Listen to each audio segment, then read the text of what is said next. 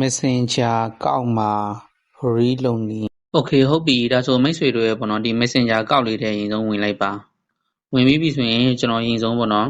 လူတစ်ယောက်ကိုပေါ့နော် read ရင်ဆုံးလုပ်ပြပေးမှာဖြစ်တယ်ပေါ့နော်ဒါမိဆိုတဲ့အကောက်ကျွန်တော်ကြာလေးဖိထားလိုက်မယ်ဖိပြီးပြီဆိုရင်ကျွန်တော်ဒီမှာပေါ့နော် read လုပ်လိုက်မယ်ပေါ့နော်လုပ်လိုက်ပြီသူနဲ့ကိုနဲ့ပေါ့နော်စကားပြောလို့မရတော့သူလည်းဒီကောက်ထဲမှာကိုမရှိတော့ဒီမှာပေါ်လာပြီးတွေ့လာအဲ့ဒါဆိုပေါ့နော်ဒီကောက်ကိုကပြန်ကြည့်မယ်ဆိုရင်ဘယ်မှာပြန်ကြည့်ရမှာလဲဆိုတော့ဒီမှာတွေ့လားဒီမှာပေါ့နော်1434တစ်ချက်နဲ့လိုက်ပါနှိုက်ပြီးပြီဆိုရင်ဒီမှာ setting လေးကိုထပ်မှန်ပြီးတော့နှိုက်ပါပေါ့နော် setting လေးနှိုက်လက်လေးနဲ့ပေါ်ဆွတ်တင်ပြီးတော့ဒီမှာအိမ်ပုံလေးနဲ့ပေါ့နော် privacy ပေါ့နော်အဲ့ဒါတွေ့လားပေါ့နော်ဒီဟာလေးပေါ့နော်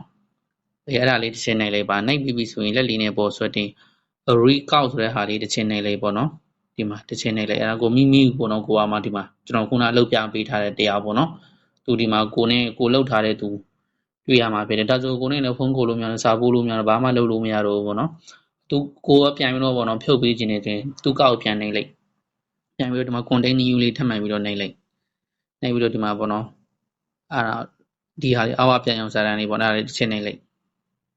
အဲ့သူနဲ့ကိုနဲ့ပေါ့နော်စာပုံမှန်ပြန်ရေးလို့ရမှာဖုန်းပြန်ခေါ်လို့ရမှာဖြစ်တယ်ပေါ့နော်အားလုံးပဲမင်္ဂ